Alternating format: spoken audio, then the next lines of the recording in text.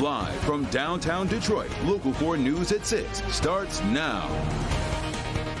New here at 6, parents concerned for the health and safety of their children after this cell phone tower goes up right next to an elementary school.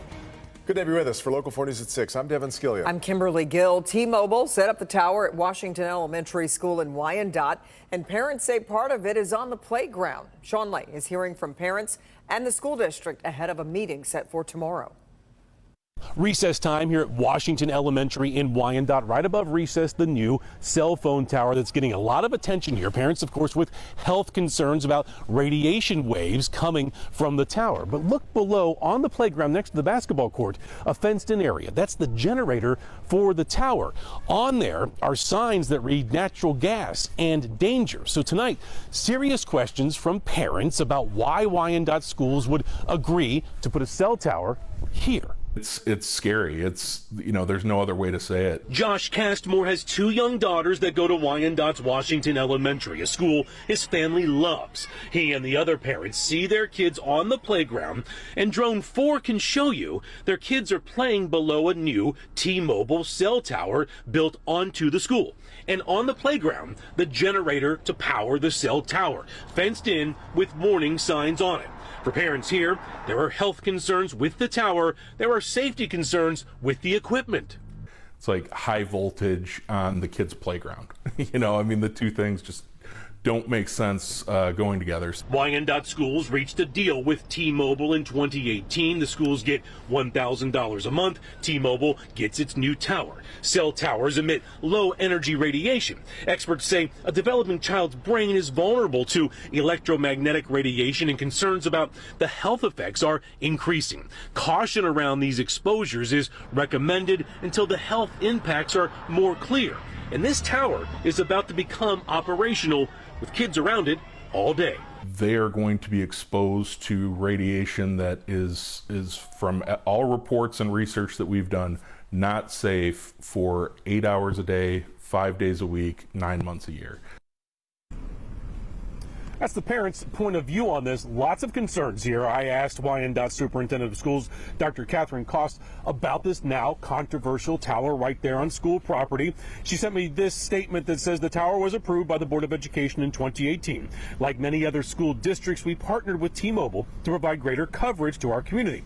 Due to the pandemic and construction delays, it's now just becoming operable. T-Mobile has complied with all federal, state, and city requirements. Parents will be able to ask about that and the tower, and moving forward in a meeting tomorrow with T-Mobile and with the superintendent. We'll have that covered for you. We'll let you know what happens in that meeting. Sean, we appreciate it. Michigan lawmakers are taking up tougher gun control measures in Lansing right now. These bills all introduced in the days after the shooting at Michigan State. Megan Woods live from Lansing with what's in them. Megan, of course, Democrats have the majority now in Lansing, and this is a top priority for them.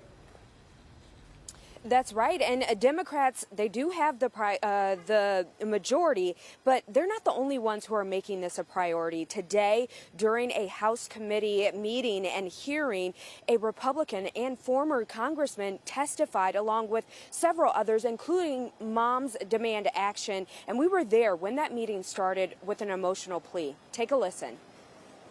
We have people here today, kids even, who have been through unimaginable fear and violence as recently as 2 weeks ago in the buildings and grounds of Michigan State just down the road. A chilling reminder that this bill package isn't just about preventing future tragedies, but mending what could have been done.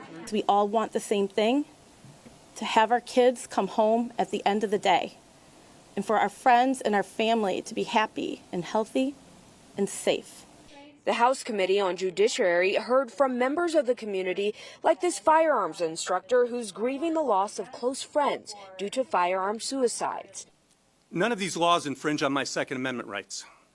They don't revoke my right to own or operate a firearm, nor do they prohibit what I can own or where I can carry it. Then there's people like former member of Congress Fred Upton. How many straws is it going to take for us to finally do something to help our law enforcement and make our communities a bit safer? His testimony over Zoom was in support of the governor's red flag law.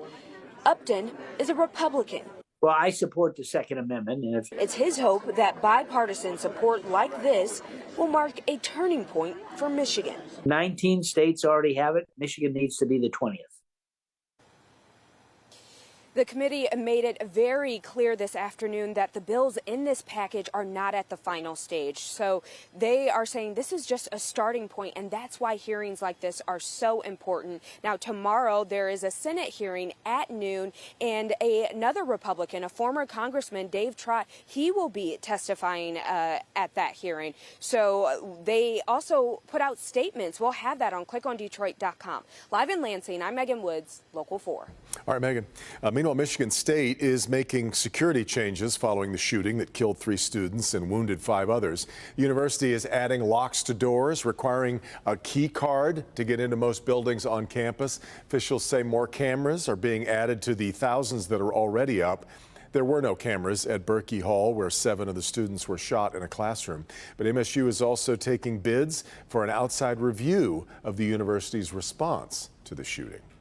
A man facing federal charges tonight after a series of tweets in which he allegedly threatened Jewish government officials. It's the latest incident where members of the Jewish community were targeted. Victor Williams takes a live look at this with what he's learning about this case. Victor. Yes, Kimberly and Devin, it looks like this man was tweeting all the way from Texas, but the FBI did not take it lightly at all. This is a real threat. 41-year-old Jack Carpenter III has found himself in hot water after allegedly making threats against Jewish state officials in Michigan via social media. Executive Director of the Jewish Community Relations Council, Rabbi Asher Lopatin, is absolutely stunned with the news. American Jews feel threatened by anti-Semitism. It's increased. It's real. And this is another illustration. It's said that on February the 17th and 18th, Carpenter made the threats using a Twitter account with the handle Tempered Reason. One tweet reads, quote, "I'm heading back to Michigan now, threatening to carry out the punishment of death to anyone that is Jewish in Michigan government if they don't leave or confess. And now that kind of problem, because I can legally do that, right?" End quote. More than likely, that tweet is in reference to Carpenter's alleged declaration of sovereignty, where he claimed a new country named New Israel was being formed at his Michigan home in Tipton, and that American laws did not apply. People, unfortunately, that might have even mental health issues can kill people. In another tweet, he specifically names local law enforcement, saying, quote, "You may want to let everyone know, and Wayne County Sheriff as well, any attempt to subdue me will be met with deadly force and self-defense." The tweets appear to be addressed partially to Carpenter's mother after she refused to send him money to travel to Michigan. The indictment also says Carpenter had 3 registered handguns along with other weapons, one of which he allegedly stole from his mother. This man has had so many different issues with the law that it is very scary. Now, Carpenter was arrested back in December for assault, and we're also told that he had an unserved personal protection order as well. Now, on top of that, starts this next chapter in all of his legal issues. Victor Williams, Local 4. Really disturbing. Okay, Victor, thanks. Democrats in Lansing are trying to officially repeal the state's ban on abortion. The Senate Health Policy Committee and House Judiciary Committee voted today to pass a package of bills along a party line vote. Of course, this goes back to that 1931 law that made it a felony to perform abortions in Michigan. In November, though, voters approved Proposal 3, putting the legal right to an abortion in Michigan's Constitution. The bills now head to the full House and Senate for votes. All right, let's get a check on the weather. Today started with, it's been quite a day. Rain, snow mix early on, ending with temperatures way up across Metro Detroit. Unbelievable. Yeah, forewarned meteorologist Kim Adams joins us with a look at what to expect tonight and more winter weather for Friday, too, not to mention. I know. We just kind of had to take it minute by minute here in Metro Detroit. We are going to have a nice sunset tonight. We did get to see a good amount of the sun this afternoon, and that bumped our temps up into the 50s in most areas, including Detroit and in Ann Arbor. It's 47 now in Monroe. Lapeer lags behind at 39 degrees. At the bus stop tomorrow morning, it will be mostly cloudy and calm, 33 degrees, but dry. And then at 3 o'clock, we're only in the low 40s, so about 10 degrees colder than it was today. But I know you're hearing all that buzz about the storm that's headed our way for Friday. Here's what we know so far. We will have gusts over 35 miles per hour. Best chance for rain will be from Metro Airport south, and the best chance for snow will be in our western and northern zones.